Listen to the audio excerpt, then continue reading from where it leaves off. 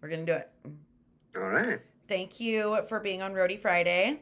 Tell me your name I'm Mike Davids. and who have you worked for most recently, Mike? Most recently, I worked for Pepper. Those boys they're really good dudes. Uh, Yeah. on the 20 Years of Conatown tour. That was long. It was a long one. It was a wet one. Like the rain seemed to have followed. I think there was something like an accumulative of 7 days on that tour where we did not have rain. That's crazy. I was at the Kona Yeah. show. There was standing water on stage. Oh yeah, that was wet. That was crazy. But the crowd did not care. That was a really fun show actually. Yeah, that was amazing. The energy was crazy. So you're home now. Where's home for Mm-hmm. you? Sorry, say it again. Where's home for you? Oh, home. I live in South Bay, California, Manhattan Beach. Amazing. My favorite taco shop is there, El Tarasco. Oh, nice. Yeah, it's like I can walk there. Oh, lucky. And what do you do when you're not on tour? I surf when there's waves. There hasn't been waves in forever, but I surf, and I do a lot of art and just whatever kind of photo, video stuff comes my way. I do all the media for a friend of mine who runs a really nice company called Indigo Ray Botanicals. It's like lotions and soaps and fun scented stuff like that. And yeah, hang out with my grandma. I love that. Okay, and you also make rugs. Yeah, I do that. Yeah, I make rugs. Let's not downplay that. It was pretty fun. That's a pretty it was a weird thing. So I was like I got into that because I fell into like a YouTube rabbit hole.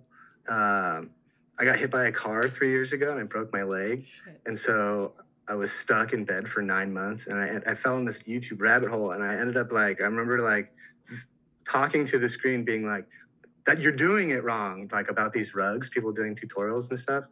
Mind you, I'd never done it. And so I was like, all right, now I feel like I have to. So once I was like able-bodied, I was like, all right, let's give this a go. And it's hard. It's super hard, but that's kind of like what makes it fun. Yeah. So, I mean, it's the process of it's like the most steps of anything I've ever done. Yeah. And yeah, I don't know. It's fun and they're cool. And they are cool. I really want to get one. Every now and then. So I'm finally home so I can actually make some, which is nice. Cool. So, you wear a lot of hats. You wear a lot of hats when you're on tour. Yeah. What do you do? What did you do for Pepper this last run? For Pepper, I'm Yasad's drum tech, so I do all that. And then I do photo, video, and then anything else that like falls in between the cracks. So like those are my official titles. But you know, on any given moment, say our tour manager is settling or he's at merch or doing something else, you know, I'm there to kind of problem solve or stage manage or production manage or answer any questions that need to get answered. So yeah, if you see me at a show, I'm legit running around like a madman, and usually with a camera in my hand, but sometimes not. And if I was ever gave you a dirty look or something like that, it's nothing personal. I'm just in the zone. So sorry about that. But yeah, it's concerts are a very hectic thing. It's like a circus that you build in a new town like every day. Yeah. So they're fun. Don't get me wrong. We all know that this is like your night. You came here to see this show. And so the respect kind of has to go both ways, right? Like we're out here trying to make the show go for you guys so you can have that good time. So try to make it a little easier on us if you can. Yeah. And well, I think there's always a disconnect too, because going to a show is such a kind of, you know, maybe a couple of times a year people will go to a show and so it's a big deal for them and they think that you think that way, but you're just trying to get to the next town, right? So it's like it's a big deal for them. Yes and no, right? It is totally different, especially like a festival, right? Like some people don't go to any shows and they're going to a festival, and so this is their weekend, right? And I get that. I've been that person, right? But at the same time, like, you know, we've been on the road maybe for like 20 days on the front end of that, and then we got another 30 days on the tail end of that. And so you're trying to, and behind the scenes at a festival is high stress, right? You got festival people yelling at you, you got band people, you got other bands trying to get on. So it's like this maze of people you're trying to squeeze in between. But you know, like that's also half the fun. It's like the rugs. It's like it's so much shit going on to where you're like, I need to like just focus on this, but also be aware of all these other things. Tell me you're neurodivergent without telling me you're neurodivergent. Oh my. Yeah, but that's half the reason why I can do this and wear so many hats, right? Same. Is like I've been doing this for a very long time. And so like, you know, you pick up a lot, especially being on the road. Like I'm a very observant person. And so like once you get into a routine, you can start to like talk about neurodivergent. You can really hone in on like the things that are obscure or about to go wrong. Your spidey senses start to tingle. I couldn't tell you how many times I've sucked security on people where it was like right before a fight broke out. You could just, you know, like you get a sense. Yeah. And it's just this crazy thing. But yeah, the being on the road, it's definitely not for everybody. Everyone that I've met on the road is like myself, a quirky person. So we're just not normal. It's a ragtag crew of people, but we're all nice, genuinely nice people, you know, so for the most part. What do you find is the most difficult part about being on the road, like away from home, whether it's the people or the lack of routine or what have you? I have more of a routine on the road, so it wouldn't be a routine thing. But yeah, for me, it's like, you know, I watch after my grandma. She's pretty old, so she's a lovely woman. But when I'm gone, it's a little, especially as the years go on, it gets harder and harder. I don't have any kids or anything like that, so like that's I see that's a huge thing on the road, right? Especially as we all get older, and so that's not part of me. But surfing and drawing, that I can't do those things on the road because I don't have any time to do that. Or drawing, it's like the bus is always bumping and stuff like that. Plus I'm usually editing, so. Yeah. Okay, so what's one thing you wish, what's one like hidden aspect of what you do that no one really knows that you wish people knew more about?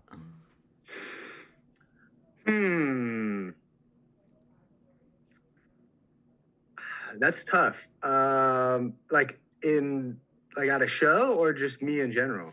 Just like you in general, you being a touring crew member, like what's one thing that you wish people knew, whether it's like mental health or how much work actually goes into what you do, whether it's the fact that you probably don't go to sleep until 5 o'clock in the morning every night after a show, like anything. Yeah, I guess it's like personally, it's like if you see a roadie, 9 times out of 10, they're gonna be nice to you. But there are times, like for instance, I've had this happen a lot where I'll be in the pit. Now I have long hair and I usually don't have it up. I'll be in the photo pit and I'll have people like pull my hair or pull my jacket or like tap me really hard, hey, and like ask me a question. And it's like I'm holding a camera that weighs a ton, and it's like, I'm so sorry, but like I'm working right now. Yeah. And then they get mad, and it's like you can't get mad at somebody for like when they're legitimately doing their job. Yeah. So pleased and thank you goes a very long way. Being a decent human being goes a very long way. And usually if you're with a kid, I mean, this is going to bite me in the ass, but usually if you're with a kid, you'll get a pick or a set list or a drumstick or something like that if you're in the front. So I try my best to do that. But for the most part, yeah, it's like don't hassle these people that are, you know, running around that carry heavy shit all day. Yeah, that are making your experience better. Yeah. That's yeah, spot on. Real quick, last question. What does an average show look like? What is the average? So in one day, 24 hours, you have a show, you have to load in, load out. What does that look like from the moment you wake up until the moment you go to sleep? Okay, so for me, it's a little bit different. Everyone's job is different, so they can all have like different hours, right? But for me, a day-to-day would be like wake up like 8-ish, start the coffee pot if somebody hasn't already. Just kind of wake up. Like you're on a bus, it's moving. it's not really reality. You go from like a very, very dark bunk that's just kind of rocking you around all night to like, you know, this front lounge where someone might be on a phone call, someone might be sleeping, someone might be doing something. So it's kind of like, you know, being as quiet as a mouse until then. And then I hop on the computer and kind of email and do, you know, submit some stuff if I have to do that. And usually we get to a venue around 11 and get access to them probably around noon, or if not before. And then you start the load in. So my work day probably usually starts around 11:30, depending if, you know, if it's a festival, sometimes you have really early load-ins, but do that and you load in, and then I set up the drum kit and then get all the boys in there for sound check, do a sound check, and some of the guys will go split to go get food. And then usually I'll try to like snake like Kaleo or Jeff and Brett or some combo of everybody and try to get some like content, whether it be like acoustic footage or, hey, we're here, or, hey, you know, like if there's a show coming up and it's got low tickets, we'll do a promotion for that. And then I'll go dump on that on the computer, try to get a bite to eat. And then it's like doors at 6 and you're like, okay, so things are going. And then the first band will usually go on. And then by then I'm building a camera, getting everything ready. Green room's not usually crazy, but can be at this point. And then usually it's okay. That band goes on, they come off. I usually help them pull everything off just so we can kind of get the stage a little earlier. Take the sheets off the drum kit. We do a line check. Boys go on, and then they go off. Filming during that whole time, taking photos and filming during that whole time.